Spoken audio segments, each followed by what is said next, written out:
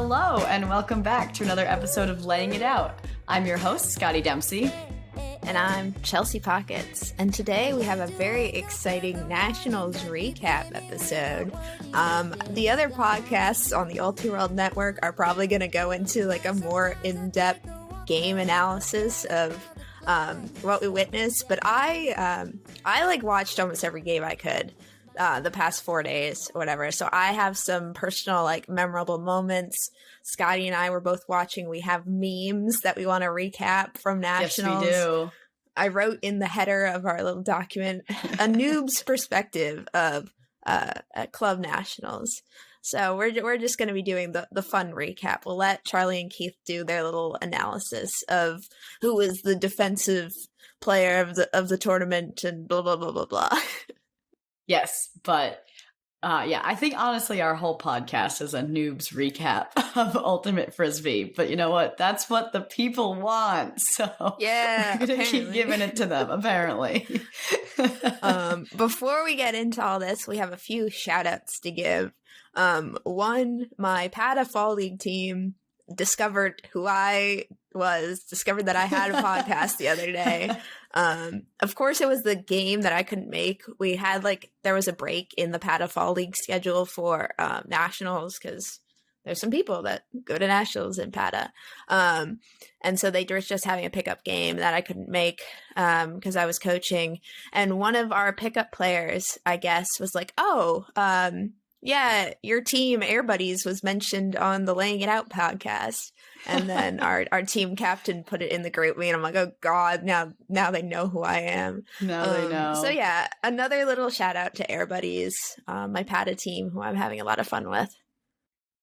Yeah, actually, similarly, I mean, in the classic Scotty Pockets differential, I'm more self-promoting. I told my fall league about my fall league team about my podcast, and then of course after league on Friday they were kind of heckling me about it because they also found out that Scotty is not my real name and did not believe me.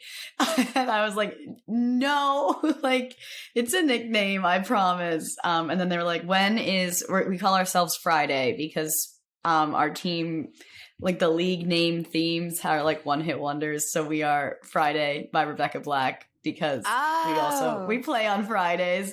So all our cheers are different lines from the song. It's a good time. Honestly, our team wins in spirit every week. So there we go. That's my shout out to Friday. We're probably going to do a Halloween costume next week or this coming week, hopefully. Maybe they'll listen and they'll know that I shouted them out. Wait, okay.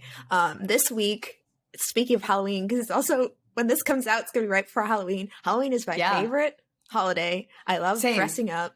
Oh my God. If my costume comes in time, I am crossing my fingers. It is stuck in England because my boyfriend and I are being a little bit extreme with Halloween costumes this year, but we're going to be Wanda and Vision from the show. We're going to be their Halloween costumes. So if we get that in time, I will tweet out a picture of it because I absolutely love Halloween. But I would love all of the listeners if you have a really good Halloween costume, and especially if you have a Frisbee player Halloween costume, like a Frisbee variation. Please tweet that out at us because I love that. Because I also, and I will tweet this one, I have my classic Captain America Frisbee player costume that Scotty should know about. I know it intimately. I'm going to wear it every year. I wear it every year.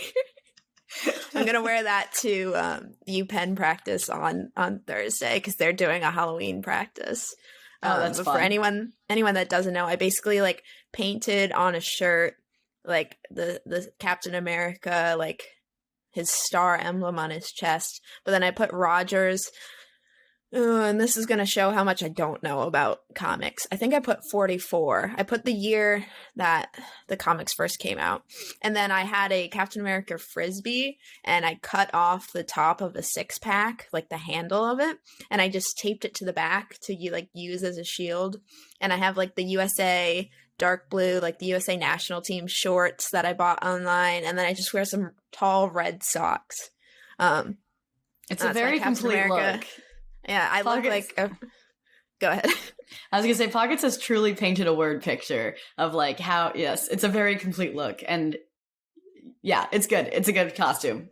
Big fan of it. Oh my god, I love Halloween so much, and I'm so excited. Me too. I hope the WandaVision one comes in time, but if not, I have my backup Captain America costume. I'm definitely being lame myself for Halloween this year. I think I only really have one costume planned, and I just ordered like the most crucial item of it from Amazon, and it said that it's like going to be delivered on Friday, October 29th at the earliest. So I might need to go out into the streets of Manhattan and try to scrounge up a bald cap, because I am very excited about being Mr. Worldwide himself, Pitbull. And I'm afraid that I didn't want to tell it now, because I'm like afraid that this bald cap's not going to come and I'm not going to be able to be, Mr. 305. So we have to tweet out your picture of when you dressed up as Post Malone.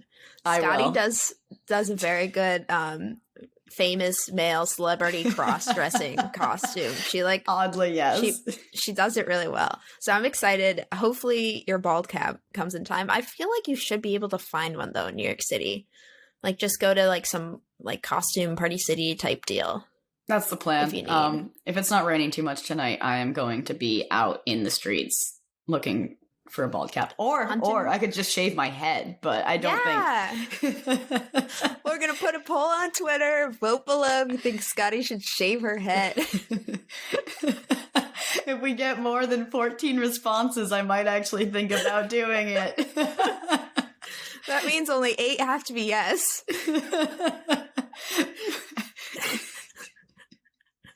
Well, I mean, we never get more than like 14 responses, and 2 of those are always us.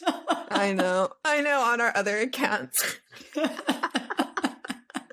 Hey, every tournament I've played at, someone has been like, yo, I listened to your podcast. So there's like people out there. We just have a shy audience. Like you and I are shy. Well, you're not shy. I'm a shy person. Yes. All right. Well, that's of course, again, I get distracted by something. That something being Halloween. But yeah, as we segue away from that and go into the actual topic of nationals, I wanted to go over some of my memorable moments that I had watching. Yes, I'll chime in on my thoughts, because I watched most of the similar games. Yeah. Well, my first memorable moment being that I watched every single game on Thursday that was being live streamed from Ultiworld. So that was just super fun. So I was able to watch 4 games of Ultimate all day. I completely avoided all of my work afternoon. My roommate Devin, he like kind of understands Ultimate. He was like one of our college housemates, but he wasn't on the team. He was on the C team. He was on the C team, drinking team. Yes. But he was like watching with me, and even though he doesn't like know much about the sport, he was getting excited watching the highlights too.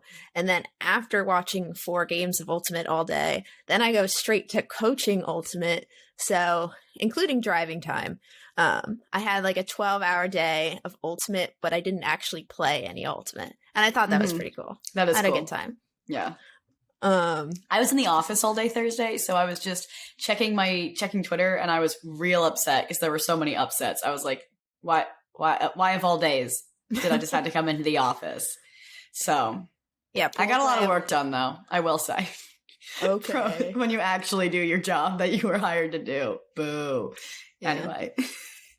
Pool play was a little bit wild in the mixed division. Also, like, just a little bit of a disclaimer for at least my viewing opinions. I watched mostly mixed. I think I watched like besides the finals, because I watched all the finals, I watched 1 women's game and then 1 men's game, and then that was it. Otherwise I watched all mixed, just because like that's what I know. Those are the teams that I know. That's what I like.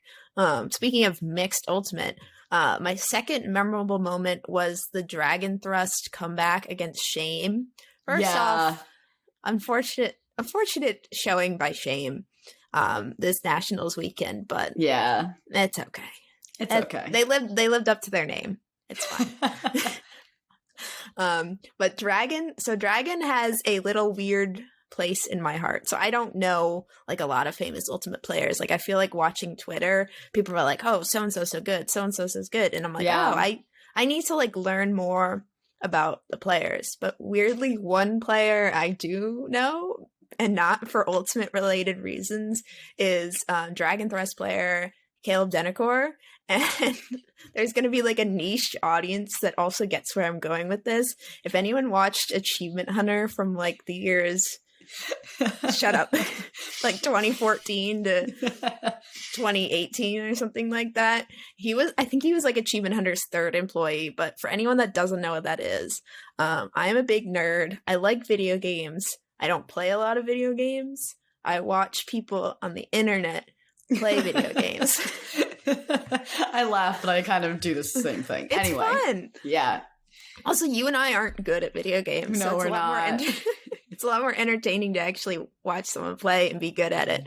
But yeah, he was a member of Achievement Hunter who did a bunch of like video game Let's Play videos.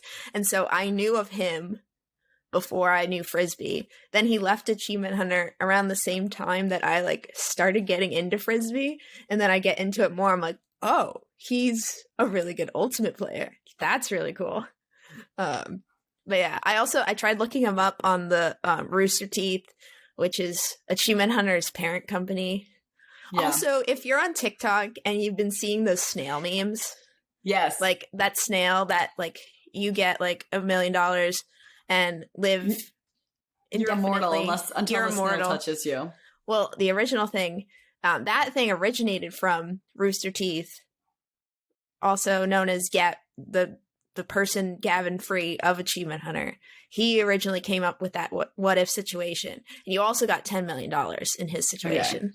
You get $10 million, you're immortal, but there's a snail constantly chasing you. It's that whole thing started with Achievement Hunter, which is where Caleb from Dragon Thrust was from, where I know him originally. It's bring it all full circle. Bring it all back. But yeah, I looked up on the Rooster Teeth wiki to like see like what information they had on him to like see when he left. And his current occupation is just listed as professional Ultimate Frisbee player. Hell yeah. Love Which to I thought see was it. Really cool. He's definitely like, that's not his only job, but also watching that come back, for anyone that doesn't know, it was like 8-3 Shane leading at half. Yeah. And then Dragon Thrust came back to win it all. But also Caleb won, got a Callahan, and I like jumped up off the couch and started screaming. I was like, that was so cool. And then my personal favorite moment, he also has a son who was at home with his wife, and like the Ultiworld camera like zoomed up on him as he was like putting stuff into the iPad. I think he's one of their captains. Yeah. I think he was putting like line information in. So they zoom in on him, and then he like looks up from the iPad and waves, like does a little wave at the camera. And his wife got a video of his son reacting to that. And his son is like maybe like 2 years old. That's so cute. It was the cutest thing. That was so like, cute. Oh, it's just because it's so great that like Ultimate was able to be streamed this weekend and so many people could enjoy it. Yeah. And that little moment made my heart beat a little faster. Yeah. But yeah, that was my second memorable moment. Yeah.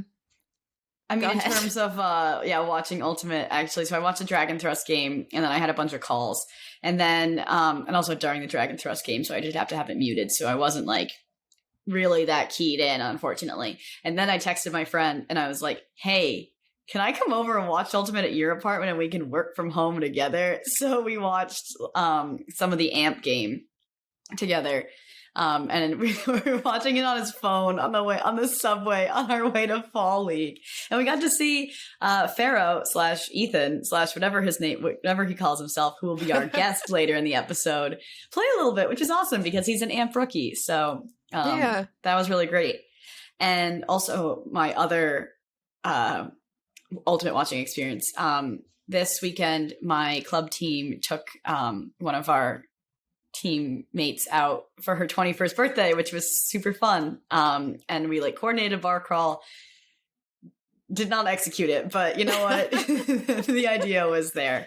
And this was great for two reasons, because one, I got to meet Connor, who was an OG friend of the pod. I tweeted about it. He's like interacted with us the whole time. He's like kind of how I found Swipes because we were like Twitter friends. And he came out from Seattle for our friend's birthday. And so I got to meet him, and I'm going to give him a shout out now because he's been a loyal listener. And now we're officially friends.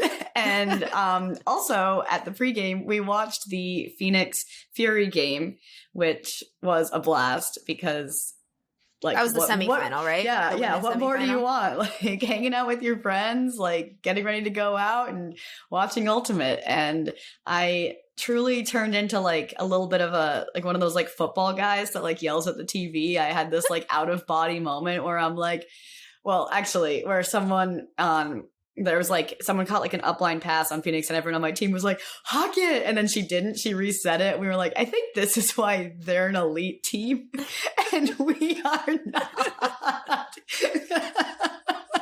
Because we're all sitting there like, rip it deep. And she like doesn't like actually thinks about like making a play. And we're like, wow, I think we're like, this is kind of embarrassing for us. But shout out number 2 is to our always fantastic editor, Lindsay Sue, who killed it in that game. She had like such a close like layout bid, and I had been like texting her about our episode coming out, and I was like, you gotta lay out for laying it out. So when she did that, I was like, that was for me, and everyone was like, shut up. But their layout just for the 2 of us, just for us. That's it. It's every time someone lays out, it's for me, for us, just for me. Yeah, we should trademark the term like layout. Oh wait, there's already the tournament layout, but we'll spell it differently. We should trademark the term layout. And so anytime someone like lays out in a game, wait, we should have like an Ulti World whatchamacallit ad, because you know how in like actual sports games, if like something happens, it was like, oh, this was like a Budweiser sponsored block. Yeah, we'd be like, this is a laying it out sponsored layout. And just like anytime someone lays out, it's like just like a horribly corny like slow-mo of them, and then our podcast logo is just across the screen. You can't even see the actual layout because our faces are blocking it. This is our $1 million pitch to Charlie. Yes, Charlie. It would give you so much money, so many views. Perfect plan. So I wonder how much it would cost to get that, because I have absolutely no concept of what anything at Ultiworld costs. How much would you pay for that? I don't know. We'll table this discussion. I'm like, living in New York's expensive pockets. I've also been working for like a year longer than you. All right. Yes. And I don't spend any money except on Ultimate and stupid jokes. But yes. So yeah, you watched watched Lindsay's game, which was super fun also. Yes. And then I don't have ESPN 3, and I wanted to take a nap Sunday, so I actually missed the finals. That's okay. A lot of people no, it's fine. In the Discord, the Ultiworld Discord, subscribe today to join the conversation. A lot of people in the Discord were like, the ESPN like broadcast actually sucks. Yeah. I have a major complaint. I forget what game it was, but one of the players, they had like took a horrible step and they like sprained their ankle and they had to crawl off the field, and the ESPN broadcast was just like zoomed in on her crawling off the field like in pain for like way too long, and I was like, ooh. That happened in the Raleigh Fury game, or Phoenix Fury game, because first one girl stepped weird and rolled her ankle and had to crawl off the field, and ESPN was like zoomed in on her, and then like literally like, so then an injury sub comes in, they tap into play, literally 2 passes later, another girl on Fury goes down, and it looked like she tore her ACL. And they were like zoomed in on her getting carried away on like a golf cart. And she was crying. We were like, leave her alone. Like, let's get back to the game. Come on. Like, let her have her like worst day ever in peace. Like, not on national television. So no, that was I don't really watch other sports. Do you watch other sports? No. Not really. No. But my boyfriend, I was with my boyfriend this weekend, so he was also watching like the ESPN streams with me. He's like, that's the one bad thing about ESPN. They care more about the story than they do the sport, and blah blah blah. He was going off on some tangent, and I'm like, All right, buddy. At least they're consistent. I'll take your word for it. But yeah, those you mentioned the AMP games. That was also one of my memorable moments, mostly just because we got to watch my roommate Pharaoh play, and it was really cool. I'm calling out AMP. They never tweet anything. Yes. So if any of their games, I think there was one game, I think they played Slow. Slow also doesn't tweet anything, thankfully. And also another plug for Ultiworld here. Ultiworld has the Ultiworld Live Twitter account, so I could like follow game updates from there. Yeah. But like, AMP, come on. I want to follow what you're doing. Yeah. They do like tweet other things, which is always fun and I like to interact with, but I need some game scores. Yeah, I agree. Because it's a little more like spicy when the team is actually tweeting it. Spicy. Yeah. Spicy. Anyway, all this talk about Twitter, I feel like, is a good segue into our other segment about Twitter memes and just in general Nationals content that we saw and collected. Ultiworld did do a bit of like a daily recap of the best tweets from Nationals. I looked at one of them. I looked at the day one recap, but then I also proceeded to not be on my phone for the rest of the weekend. So I was like kind of inundated by tweets every time I opened Twitter. And as much as I would love to like not be as chronically online as I am, I'm like, I gotta keep representing the brand. So gotta do what I do best. But did want to, give a little shout out for to Kyle, who tweeted about the fact that Ultiworld did not choose any one of his like hundreds of tweets from the weekend.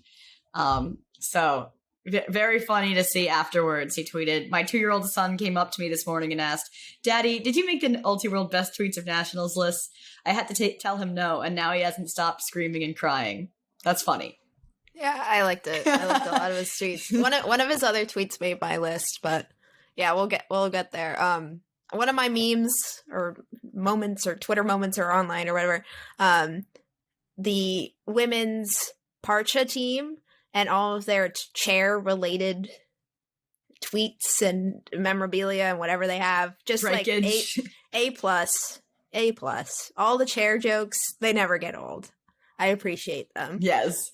I think I didn't have a specific tweet to point out, but I think at the end I saw one where one of their players like did a slow-mo where they set the chair up and then they just took a big running jump and sat on it and smashed it. Yes. Big props to that. But yeah, Kyle's tweet, because I also had a Kyle tweet. You're getting two on the Laying It Out podcast, buddy. It's the classic format where it's like food, $200, data, $150, chairs, $3,600. Someone who is good at the economy, please help me budget this. My family is dying. Memes aren't as funny when you read them out loud. They really aren't. But you know what? It's a podcast is an audio format. So today we will be reading you guys' tweets in presentation format. Are we YouTubers from 2012? All right. I had a lot of other memes. Do you have any others? Now keep going. Okay, cool. My other memorable moment, which I loved, during the Space Heater mixtape game that was streamed, one of the Space Heater players, like, I think it was either Pick or Foul was called on him. I couldn't really hear, but he just has, like, the biggest meltdown about it. Like, he does like the literal like 3-year-old what Space Heater tweeted, like a slow-mo video of the guy like collapsing. It's on their Twitter, but it's when mom says you can't get a McFlurry with your Happy Meal. Like, it literally looked like a little toddler was having a breakdown.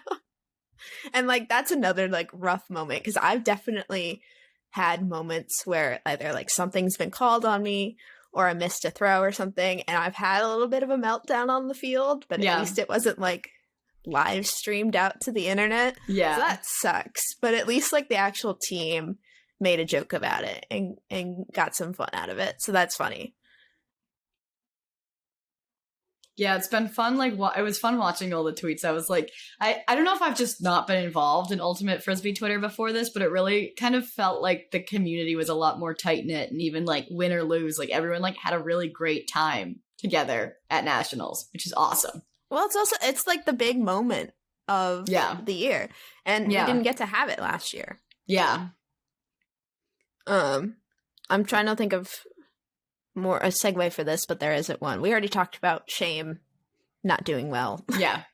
But there were a few memes based off of this one. One, shout out to Nuke, who definitely doesn't listen to this podcast. The Nuke, former Peep Show player, now lives in California. He posted in the Peep Show group chat, and I think there were like a million jokes along this line playing off the Shame name. But it's like, nice lead you have there. It would be a shame if something happened to it at the 8-3 Dragon Thrust game half. Oh no. Would be a shame.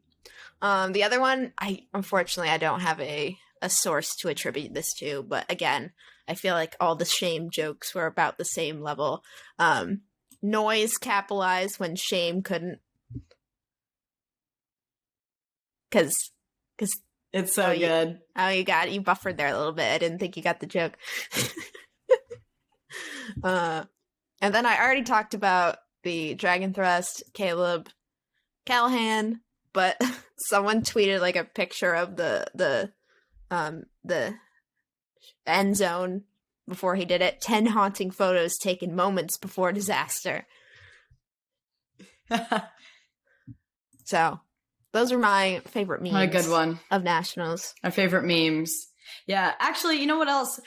Big shout out to Ultiplanet all weekend for the 69 watch all weekend. That was hilarious. What was the 69 watch? Every time there was a tweet that was like, oh, someone's up, like, or it's like, oh, it's like 6 to 8. Or like, it's like 5 to 9, like 69 watch, like, like nice impending. Like they really kept me up to date with the Ulti-World live tweets, because especially while I was at work in the office and I couldn't really be on my phone, I was like, oh, well, at least there might have been a funny score. There might have been. Yeah. We love that. So yeah, loved that.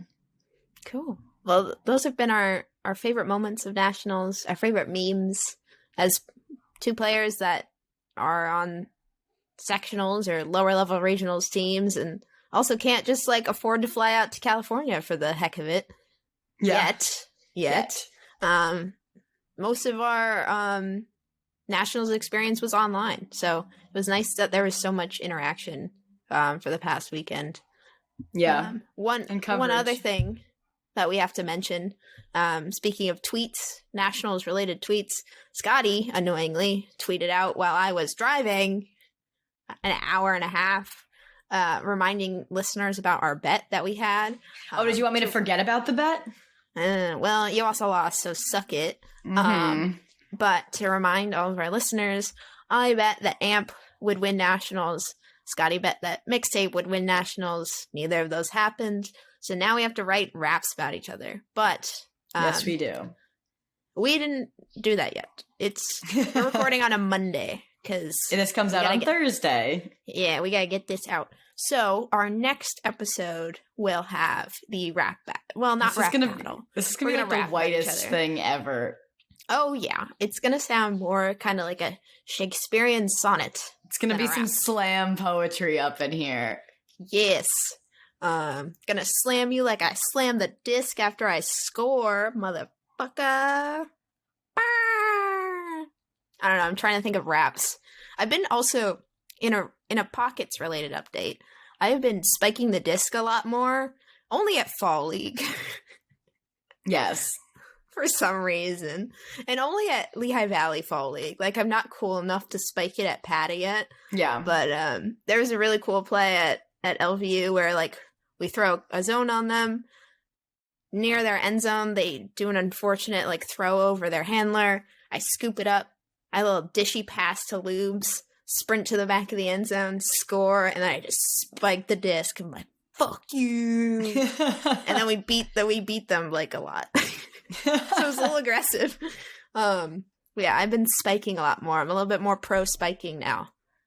Laying It Out might be a pro spiking podcast. Interesting. Yeah. All right, so we recapped on nationals. We recapped on the rap situation. The last thing, before we kind of fade away from this segment, coming up, we mentioned it before, we're going to be having an interview with my roommate, Amp Rookie, also known as Pharaoh or Ethan. I'm publicly shaming him on this podcast because in the Philly Ultimate community, he has only been going by Ethan, which is his real name. He is a Lehigh alum, and you all know we have our weird nicknames on the Lehigh teams. It's really weird. So in our house, like, I only call him Pharaoh, but when we're playing Frisbee, I call him Ethan, which is completely reverse of what it should be. Yes. But we're going to be interviewing him for the later half of this podcast to kind of talk about what it's like transitioning from being a college ultimate player to suddenly going to club nationals, what it was like training during this weird season, and just his experience playing on AMP. Maybe reveal some team secrets. Yeah, what's the secret sauce? What is it? Yeah, so stick around.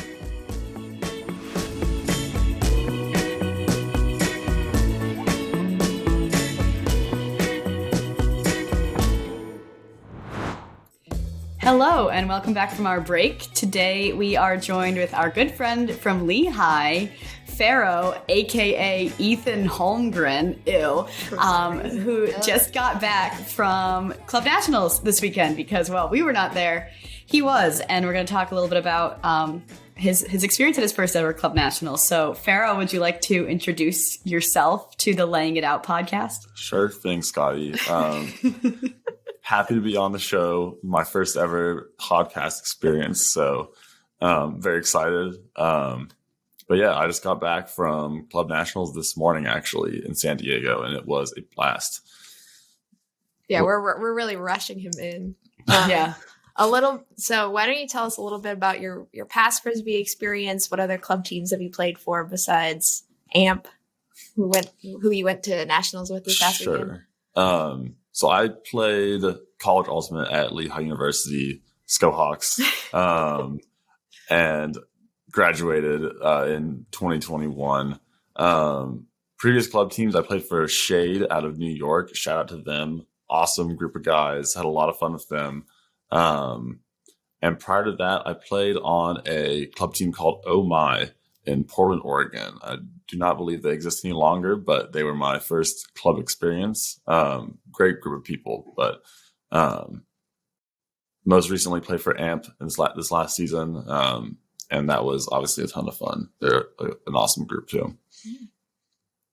So getting into it, what kind of thoughts were going through your head when you wanted to try out for AMP, going through that tryout process? And did that change at all as you were going into those first few practices once you made the team? Yeah. The first tryouts for AMP were back in early summer, and it was during that, weird time where no one really knew if Frisbee was going to be a thing or not. Club teams weren't like advertising their tryouts as readily as they had in the past. So it was a little bit of uncertainty there, but I got on the AMP tryout list and drove out and played my first like real competitive ultimate in a year and a half or so. And definitely was a little bit nervous. I remember on the drive down for my first tryout, my phone, which is an iPhone 6S at the time, just absolutely shit the bed while I was driving through Philadelphia. And I did not know where the hell I was going. Oh, no. So I ended up being like 15 minutes late for the first tryout. Still made the team. It did still make the team somehow. Spoiler. But I rolled up to the tryouts, like pulling my cleats on as I'm getting to the fields, and the team was like already warming up. But there were so many people there. I don't think anyone really noticed that I rolled in late. But definitely a lot of nerves. That didn't help. Made some stupid plays at tryouts, but also made some good plays apparently because they had faith in me and brought me along. How many people are at those first AMP tryouts? That's a good question. Must have been like 60 or 70, somewhere around there as a rough guess. This was a while back. But there's a decent chunk of people. I mean, I'm sure from what I've heard about people just going to like high level club team tryouts just to like go see and get touches, because that's kind of my plan for next summer. I don't know if I would make a team, but like might as well go and try and get experience, right? So I mean, honestly, that was my mindset going in, at least somewhat, like worst case scenario, I don't make the team, but I still get to play with all these awesome players that, I've heard about in the past and seen on tape at big tournaments. No downside to that. It was a lot of fun anyway. And then, once you get called back to try after tryout, you just kind of say, I've made it this far. Why not one more? Exciting. That's nerve wracking because you go into it like 60, 70 people. That's like a freshman first week of college ultimate type of deal. And there's so many people. And I remember that just being overwhelming. But now like everyone actually knows what they're doing. And when they show up to those tryouts. That's even more nerve-wracking. So how was that tryout process? Did you get invited back to like closed tryouts? And then when they released a roster, is that how it worked? It was, there were 2 open tryouts on the same weekend, back-to-back days. It was like burning hot, like June or July or something like that. And then I think there were 2 or maybe 3 tryouts following that on different weekends. And they kind of, made cuts as they went, as you would expect. And I actually found out I got the roster spot while I was camping with no phone service. So I was driving to a hike. And when I got to the parking lot, I noticed my phone had service. So I checked my email and there it was, like the email offering me a roster spot. And I was very, very pumped up. Went on a nice hike after that to hiking to celebrate my inclusion on the roster. But it was definitely a very exciting process. And, at the very beginning, you think it's kind of just a long shot. So it was definitely very, very cool, to get the spot. Very humbled to be on the team. Yeah, absolutely. I can totally understand how exciting that would be. For our listeners that don't know, Pharaoh was very involved as a captain on the Lehigh Ultimate team. So in your experience now, like going back to being a rookie, basically, what would you say are the biggest differences and the things that you learned between going from college Ultimate, which now that I've played club a little bit and I'm looking back at college Ultimate, it's a pretty different game. So what are the biggest differences going all the way up to the top with AMP? There's a lot. I think the biggest one is like people are fucking good. Like in college, there's usually going to be someone on the field who has like an easier matchup and you can rely on them to get open on a particular point. And that's just not the case at the club level. Like you have to be really working your ass off and locked in to even get open on an undercut or a dump. Nothing is really given for free, and it's very, intense like that. But there's also a lot more emphasis on spirit of the game, a lot of respect for your opponents, which is good. College, that's a little bit hit or miss sometimes. But I really liked how, people have a lot of respect for their teammates and their opponents and observers if there are any. And it just makes the experience a lot more fun while still being really competitive.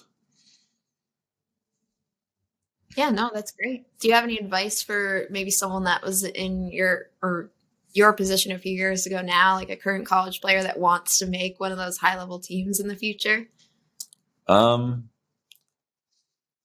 would say work on your break throws. Is the most important thing you can know how to do, and definitely something that I'm still working on always.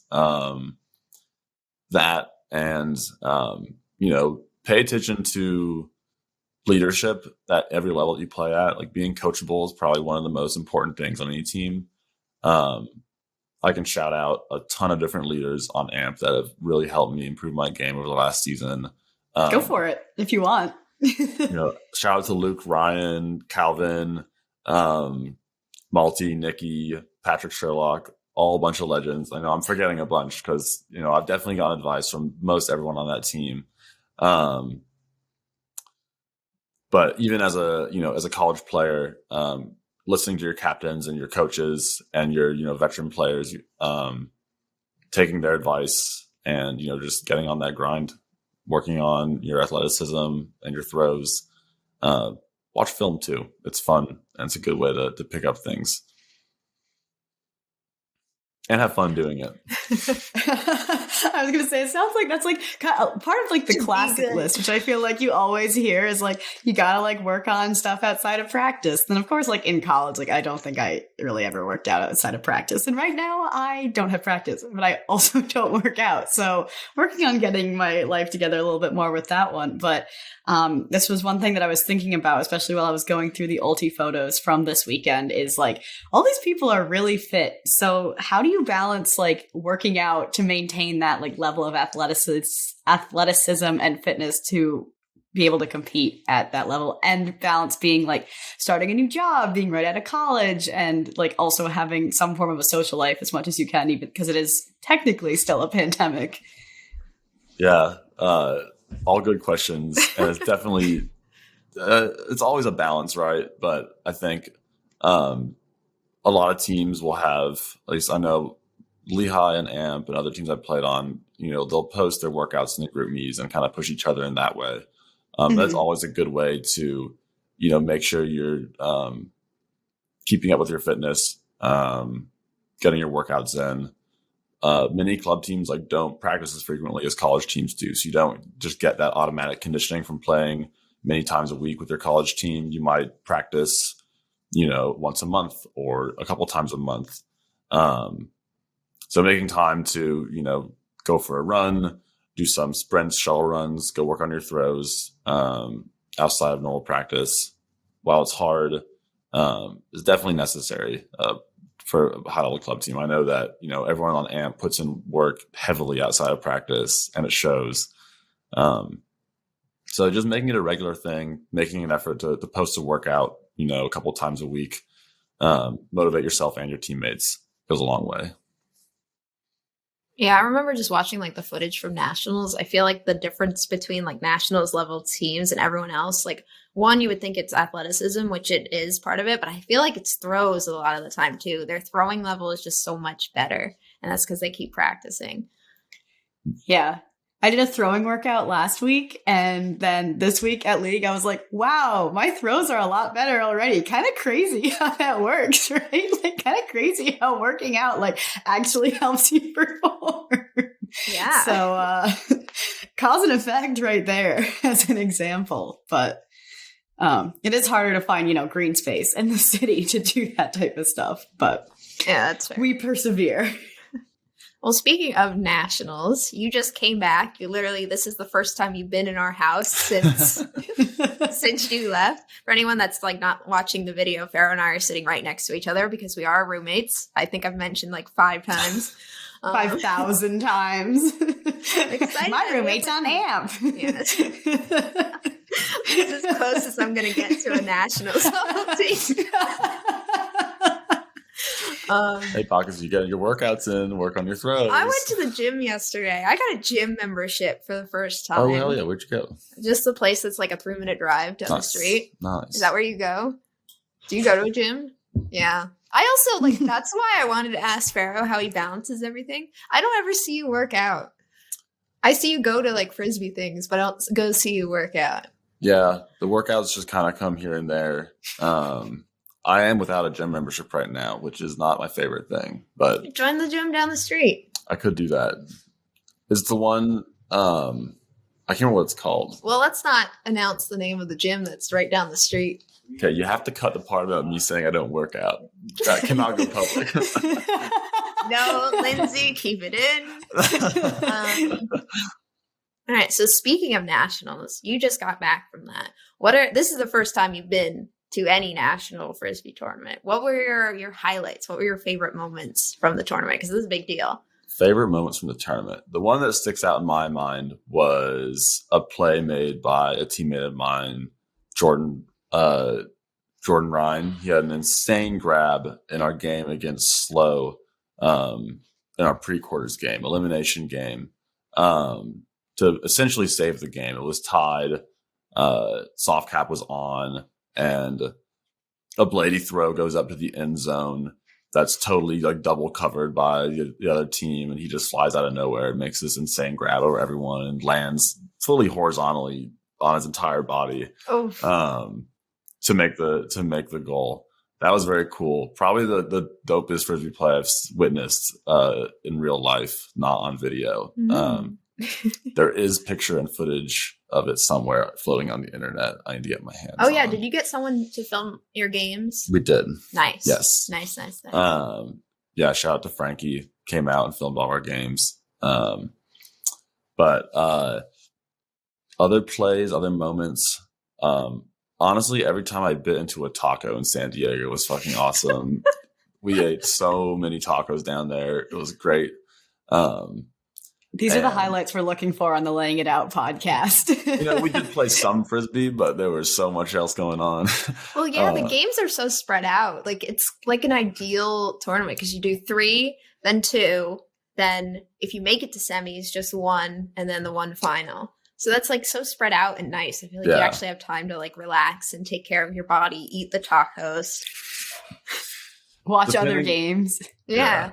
Depending on how your side of the bracket lines up. We ended up playing 3 games of pool play, and then 3 more games the next day, and then 2 on Saturday, because we were in the I guess the 7th or 5th place bracket by the middle of the day on Friday. But yeah, there's a lot of time outside of the tournament to hang out and chill. And I'd say like the other big highlight was just watching the finals. That was a lot of fun. I got to watch at least a little bit of all 3. Super exciting to see Ring win either their first title or their first one in a long time, at least. And then BFG taking the dub in the mixed division. That was a great game. Because they knocked you out. They did knock us out. I bet you're happy they won. I might have been rooting for them a little bit. And then San Francisco Fury with the big win in the women's division as well. That was an awesome game to watch too. Yeah, absolutely. So yeah, lots of great Frisbee. I got to ride around on a lot of Lime scooters for the first time in a while. Those are a ton of fun. Wish we had those here in Philly. Unfortunately, we do not. Are those just like little scooters that you can rent? It's like you download an app and you scan the QR code and it unlocks and you just scoot it around. It's got a motor. 15 miles an hour max, though. That's all you need. That's all you really need, yeah. A real West Coaster at heart over here. Oh, yeah. Pharaoh's from Oregon, if people want to know, which is actually very fun for me. Little tidbit. I'm a Trailblazers fan, and there's like never any Trailblazers fans here. But we can outnumber our friend group in basketball Trailblazers fans, so it's nice now. So now that Nationals is over, like, what's next? Do you think you prefer playing mixed or open? Do you think that you're gonna try to do it again next year? Just chill out for the winter? That was a pretty discombobulated question. But that's a fair question. What is the plan for my personal ultimate career? I had a blast playing with AMP, and they developed me a ton as a player. I would love to play for them at least a couple more seasons. And I guess for the winter, get on that grind, start hitting the gym. Pockets is inspiring me to go out and get myself a gym membership, get big. My legs really hurt. I can't walk down the stairs without grunting. So you're a mixed player now. I'm a mixed converted. player for a little bit, but heck yeah. I also could see myself going open. The Rhino team out from Oregon had a fantastic showing in Nationals, and I'm a big, big fan of their play. So if I ever make it back out west, I'll be hitting them up. Go out for an Oregon tryout, play some high-level Frisbee out there. But for now, here I am in Philly, and AMP's the team to play for. That's pretty cool. Definitely. Yeah. All right, well. Thank you for this lovely interview. Before we completely let you go, are there any AMP secrets you want to reveal on the podcast? Any spicy moments from the season? Man, that's a good question. how far can I go in revealing here? I mean, whatever you want to do. Yeah, it's your discretion. We'll just say that Nationals felt a lot like Lehigh spring break now and then. Heck in the yeah. best way possible. Heck yeah. That's the way it should be. Nice. I like that. Mm-hmm. Sounds good. Great. Well, thank you again, Pharaoh. This has been fun. Thanks for having me on. Appreciate it. Yeah.